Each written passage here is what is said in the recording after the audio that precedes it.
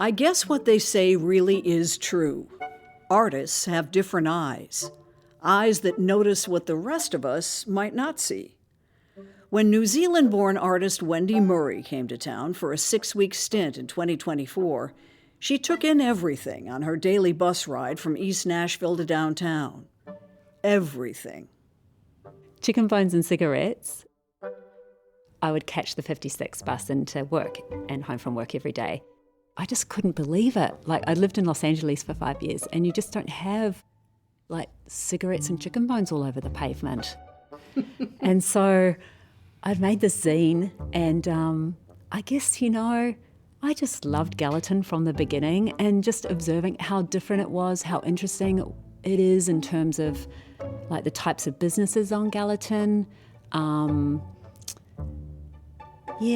The folks riding the bus. Like, I remember those 6 weeks, I got to know people on the bus that were going into work every morning at the same time. I really love that, like getting to know a community in 6 weeks.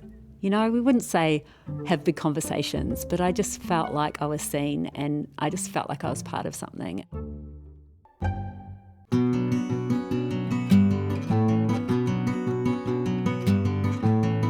Wendy Murray is now one of us. And if you travel Gallatin Road, you might see her, painting every building, old, new, large, and small. I'm Demetria Kalodimos. It's Banner & Company. Thank you for being here. And you walked over, didn't you? I have a confession. I would normally take the 56 bus down Gallatin, but I was a bit anxious about arriving really sweaty and also being a little bit late if I took the bus. So I lift here, and then I'll take the 56 back home up Gallatin. But all things considered, has the bus been reliable for you? Pretty reliable, actually. It's pretty reliable. And it's more about me getting out the door at the right time to catch the bus. But the 56 is amazing. We enchanted you from the start. You've only been here permanently for like 3 months, but you could be anywhere. Why here? I was first in Nashville last spring, so that was May, June 2024, doing an internship at Hatch Show Print. What attracted you to that particular place? Look, Hatch is one of the most acclaimed, famous, amazing letterpress shops. I mean, I don't know if there's anything like it in the world, in terms of how long they've been open, their process. The printers that work there are incredibly talented. It's just amazing. It's a legendary print studio, and to have the opportunity to go and work with that type. I mean, I made a poster for Santana. Like, it was so amazing. I learned so much. I'm not a letterpress printer. I've dabbled in letterpress. I like words and communication, and it was an incredible experience. And yeah, I just think that internship program, I'm sure I'm not the only intern that has come and done an internship at Hatch and then moved to Nashville. We could ask Selene, the manager, and she would probably have a list, I think, because it's a dream job, making art every day in an environment like that, a really well-supported, creative environment. So was the Santana work a commission? Yeah, so we got allocated the artists we would work with at Hatch, and it was one of the artists. I think I made 6 or 7 posters while I was there. Yeah, it was an incredible experience. Is there anything at Hatch that is missing from the set and you have to improvise or figure out how to fill the space that might not go exactly with the other It's sort of really interesting. That's a good question, because I guess, and maybe all letterpress printers, I mean, I can't speak for them all, but there is a certain improvisation in the medium anyway. So, like, I've been working with Laura Baisden, Camp Never Nice. She has a shop here in East Nashville. And a friend of mine gave me, in New Zealand, when I was out there last year, gave me a set of number 6 type, so it's small wood type. And I took that set to Laura and she's like, oh, this is so great because number 6 is really hard to get. And she has been kind of it limits the possibilities with that size type. And I guess when you're working with a medium that's disappearing, it's just part of that to improvise, to replace ends out. Like if you look at her beautiful posters, she hand carves her illustrations and then uses the wood type and metal type for the typography and headline details. Sometimes you'll see a different N or a different A, or and it's just so beautiful. That improvisation. Not so much in Hatch, but I guess they do it, but they have a sort of larger collection, a much larger collection there. So you can make what you're missing. You can. And you can literally carve, like Laura carves. You can carve letters from lino blocks. Yeah, letterpress printmakers are just incredible. What makes a great poster? We've seen quite a few good ones lately in this climate of protest in our country. Yeah, what makes a good poster? I feel like what makes a good poster is a poster that makes you folks stop and think.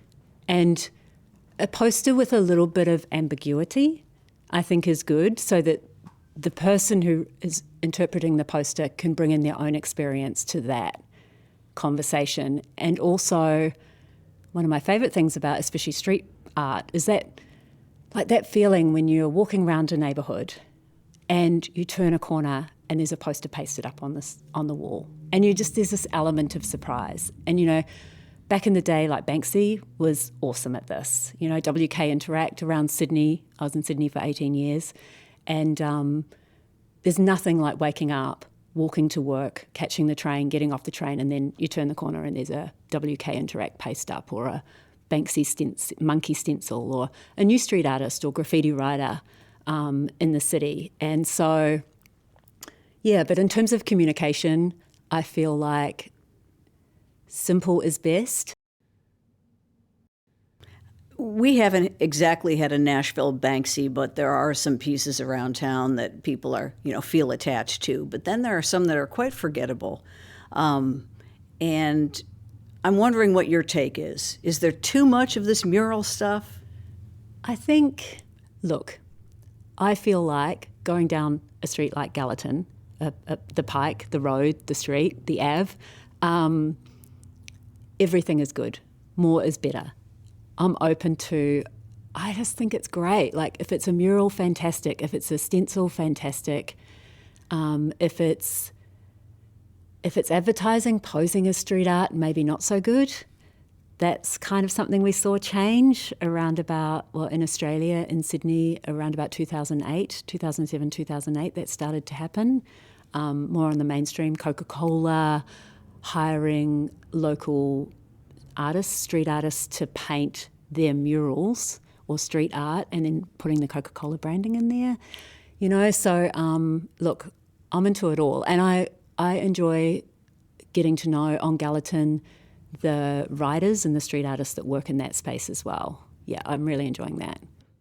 See, the locals, or at least the old-timey locals like myself, will say Gallatin Road instead of Gallatin Pike, but Gallatin Pike is a much better title for your work, don't you think? I think it is. I like the idea of the Pike, and I spent some time in the library looking at the old fire. The librarians there were so fantastic, downtown Nashville. We looked at the fire safety maps. They brought out these beautiful fire safety maps. And what I found was it changes from Gallatin Road to Gallatin Pike and little cut and paste. Oh, it's so amazing. I think it was like from 1919 to 1956 or something. And so I don't know. I mean, someone said to me, my project is called Every Building on the Gallatin Pike. And a local said to me, oh, we don't call it the Gallatin Pike. And I was like, well, I do. And also it's a reference, for those of you who don't know, it's a reference to Ed Ruscha's Every Building on the Sunset Strip. So that I'm sort of calling that project, that sort of homage in the title of my work. And yeah, Yeah, I wanted to get to Ed Ruscha and Waylon Jennings both play a role in this project They do. in a weird way. How? They do, and so does Jim Harrington, the local photographer here, who's a friend of mine in East Nashville. I've always, look, ever since I saw a copy of in the Sydney University Library, I'm an adjunct there at Sydney University, and in the library I was doing a research project about the Colby Poster Printing Company in Los Angeles, and fortunately the Sydney University Library has a copy of Ed Ruscha's Every Building on the Sunset Strip. So I got that out and had a look at it, and it's a fantastic, I'm not sure how long it is, but it's a accordion artist book that he self-published in 1966. And I was looking for Colby posters, and I guess I'm a collector and a completist, and I like to collect things and so just this idea just sat with me ever since I saw that about like documenting a space. And I have done that with my daily drawings since 2010, but I've never quite felt so attached to an environment that I actually want to really get to know it and document it. There's also that famous album cover, or maybe not so famous, but certainly older album cover of Waylon Jennings waltzing down Gallatin with his guitar case. So great. And I think it was a snow day, and I'd been drawing Gallatin. I drew Gallatin last year. I've visited Nashville twice to try it on for size to see if I wanted to move here. So I'd been drawing Gallatin and surrounds, and I'd sent one of my drawings to my friend Jim Harrington, and he sent that image back. Like, we all love Gallatin here. It's amazing. And I'm just like, oh my God, this is it. Like, every building on the Gallatin Pike is what I'm going to do.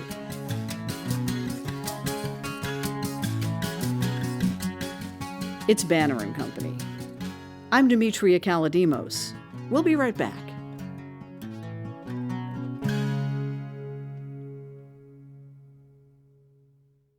I'm sure you get some quizzical looks, like these are not things that you would see in the history books to be preserved for all to admire. I'm talking about the actual structures of Gallatin, but you see beauty in them. Oh, yeah.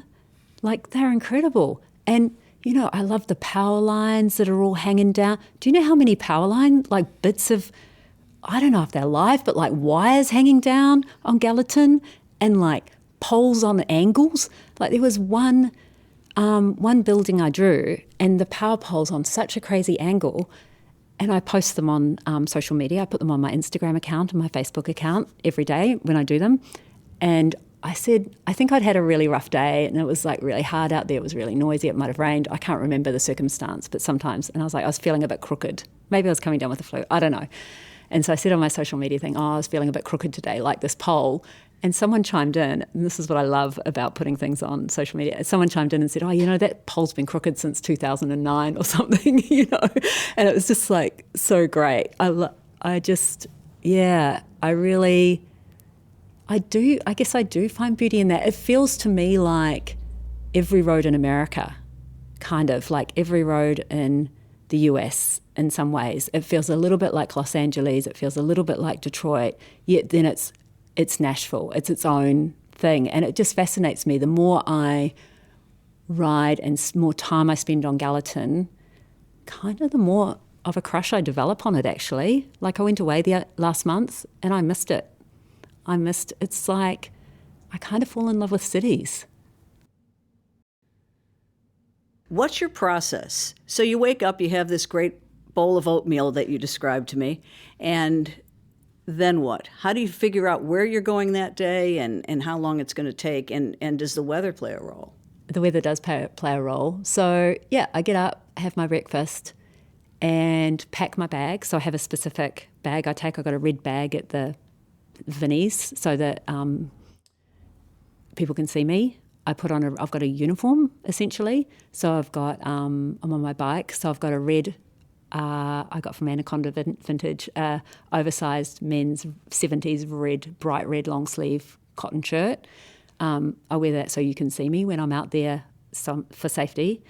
Pair of green trousers, some striped socks, and my bike. So I get up, a perfect like the perfect sort of day for me would be get up, have a coffee, my breakfast, go out onto Gallatin. I've got my sketchbook and the little card, so I use a piece of museum, it's called museum board, 100% cotton archival board that's cut to 16 by 12 centimetres, which is 4.7 by 6.3 inches, and that fits within on my sketchbook. So I just sit there on my sketchbook with a 0.3 Stadler pen that goes in my pack. I've got a Nashville scene that I carry with me that I sit on the concrete or wherever, on the grass. No chair? No chair, no.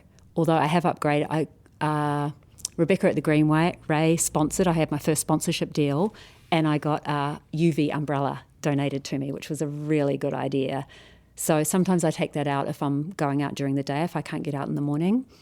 So then I put all that in the bag, leave the house, and it's really, what happens is I get out there, I cycle up Gallatin.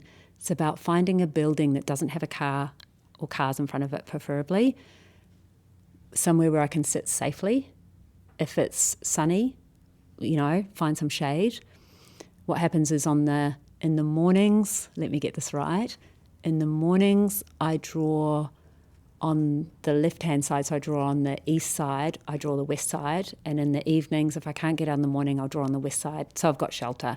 So it's really uncomfortable to sit in full sun and draw, especially now summer's here. So I'll just, on my bike, just cycle up Gallatin until I find the spot and a building that I haven't drawn before. And so it's too difficult to do it chronologically. Like, I can't have that kind of constraint, or what is the word?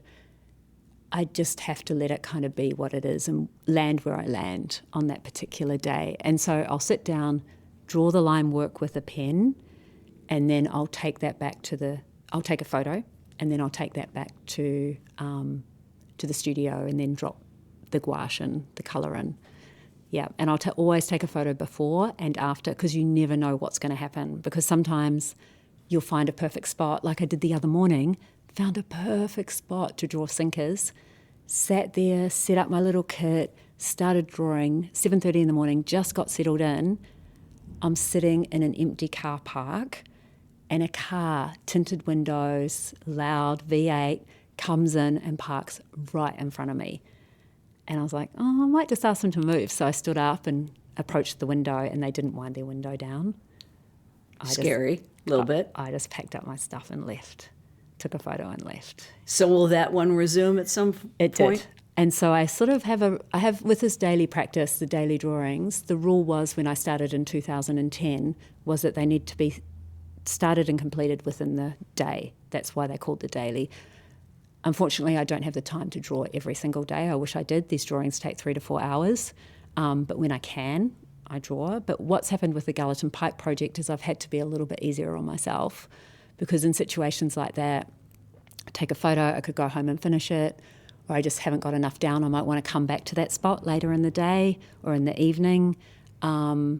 So I've been a little bit more gentle on myself about that rule of completing it within the day. And so some days I just can't get a drawing finished that day, and I'll finish it the next day. But the drawing title is the time and date it's completed. So a couple of days ago I had my 4-month anniversary of Gallatin Pike drawings. 23rd of February, I think it was the first Gallatin Pike drawing. What was first and why? It was a car sales yard just down the road from Greenfield. And why was it first?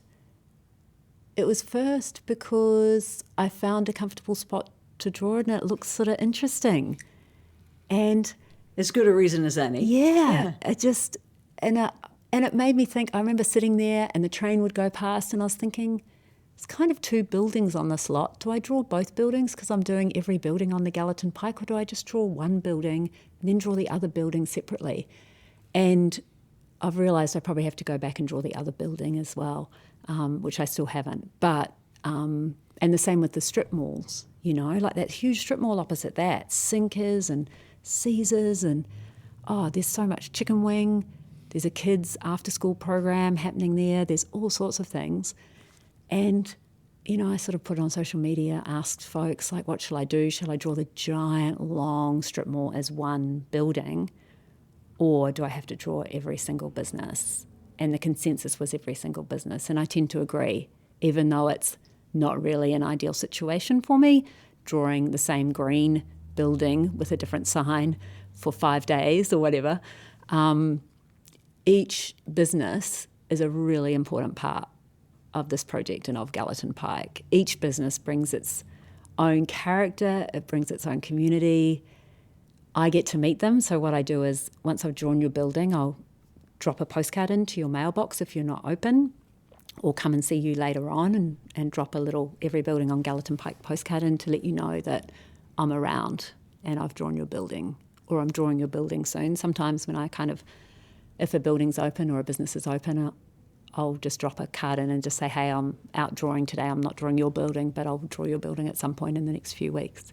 You must love the feedback from your public, from the people on social. I do love it, actually. It makes the project worthwhile, like getting the feedback. I have a really fantastic follower who is really great at tagging in. She must know everyone in Nashville, East Nashville, and so she tags in every business. So I'll post something and she'll tag it like, this is a business, which is so great because I don't have a lot of time to do all the research and find every business on social. Some of them aren't on social media.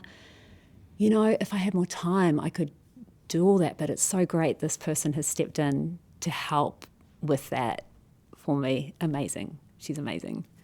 That small format size allows you to, I would assume, sell more. Oh, yeah. I hadn't thought about the selling. I'd always thought about the collecting, like the practicality of creating 500 drawings and then being, I can put 500 drawings under my bed or in my wardrobe. If they're any bigger, I'm in trouble, And so I think, and it probably does help. I have them for sale. I'm selling them as I go. One thing people don't realise is they're buying the original drawing. It's not a print. I'm not interested in creating digital prints of my work. I am interested in creating screen prints. I'm a screen printer and a painter, so I have started a series, a canvas series of them, starting with the Gallatin tire. So I had a screen made up, and I've just started painting like hybrid acrylic and screen printing Gallatin tire. Yeah.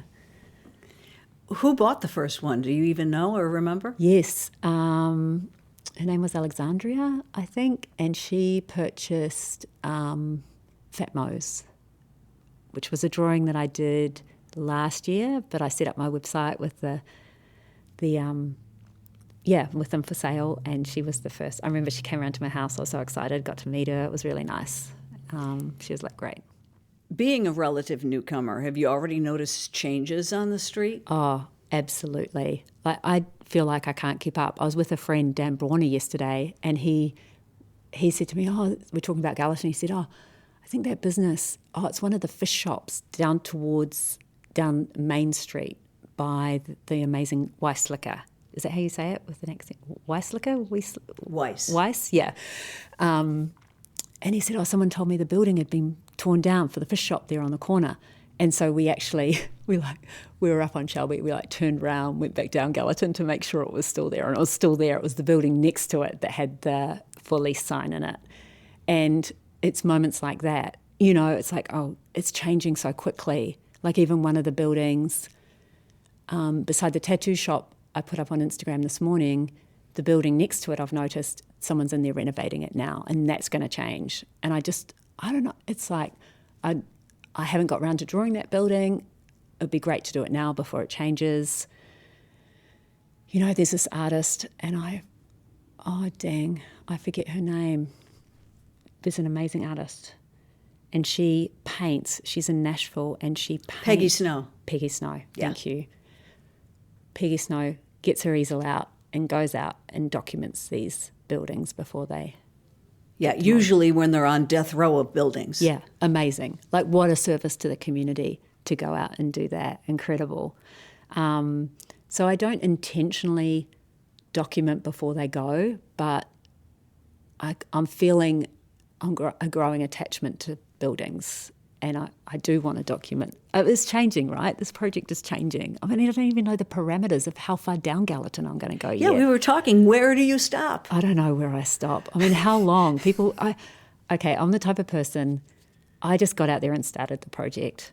I don't tend to, like people like, have you calculated it? How long does it take to do each drawing? How many miles did you put on? Yeah, and I'm like, I don't know. I just get up every morning and go out and do a drawing. I can only keep it in the day. And I'll just keep going until it kind of makes sense or something kind of fits or slots into place in terms of the parameters. I'm just pretty much drawing from Greenfield in to the city at this stage. But it's really hard because I get messages from the community, the building up the street, closer to up in Madison is going to get torn down, or we're moving out of our building and they've got a DA to tear it down, and, we'd love you to come and do a commission and draw it before it goes. So it's really, I wish I could slice myself in half and do all those things. I do have to stay focused on keeping it Greenfield, and I think for now, and then we'll see what happens beyond that. It's Banner and Company. My guest is artist Wendy Murray, who's drawing every building on Gallatin Pike. We'll be right back.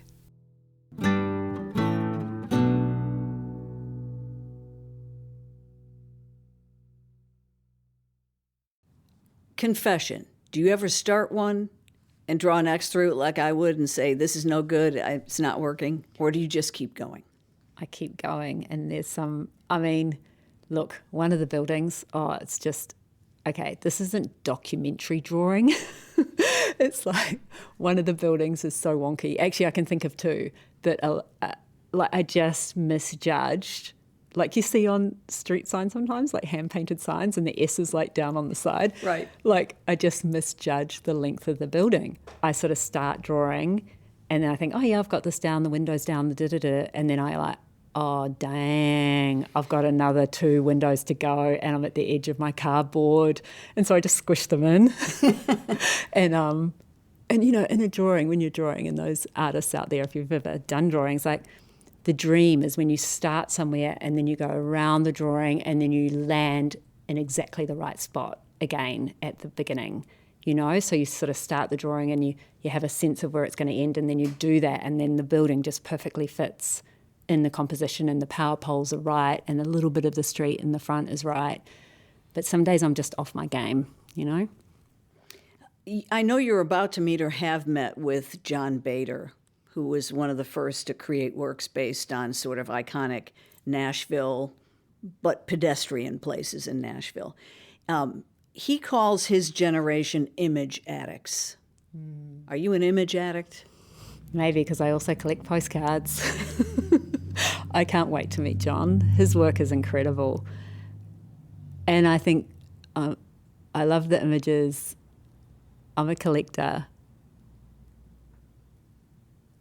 And I love, with his work as well, you can feel the space. You can feel the diner. You can feel his love of these buildings. There's a couple of pieces of his that have shadows that are quite inspiring, that have shadows and kind of warmth. And his work is amazing. And he created watercolors and oil works of oil paintings. And I'm really interested to see a watercolor in real life. Probably, I don't know, it might totally intimidate me. Think, I'm doing these dinky little gouache pen drawings. But yeah, I just think he's a master of really capturing the feeling of a space and like a relationship to it. Like I can feel that love or something, It's a long way from New Zealand and Nashville. I know. What do you miss about home, and what's most like home when you're here? What I miss is proximity to the ocean. I miss my family. I miss my niece. I send her, she's 5, I send her postcards sometimes once a week, maybe at least every second week if I can. I do feel far away. I lived in Los Angeles for 5 years, and there's something about just being able to jump over the Pacific that makes it doable. And then now I'm here, it's 2 flights. It's sort of far. My mum was a bit disappointed I was going this far away, but it's green here, it's lush, there's that humidity. I grew up in Kirikiri in the Bay of Islands in New Zealand, and, the humidity. So you like it? I quite like it, actually. Yeah, I do. I don't You're mind loving right now. I don't mind being a bit sweaty, and we don't really have AC in the same way in Australia and New Zealand, We just sort of walk around with sweaty shirts and, most of us take public transport. In Sydney, it's like public transport, you walk to the office, you're a bit sweaty, but that's okay, So I love that about it. And the farmland and the green. I like the green. It's really great. So after Gallatin, what's next? I don't know what happens after Gallatin because I can't imagine when I'm going to finish Gallatin.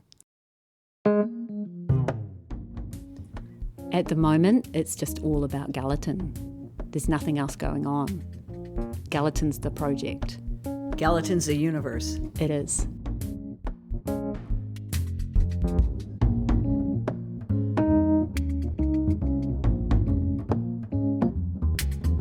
Banner and Company is a production of the New Nashville Banner. This episode was produced by Steve Haruch and Lilly Sabella, edited and mixed by me. The original music is by Verlin Thompson. Subscribe wherever you get your podcasts or at NashvilleBanner.com. You're in good company.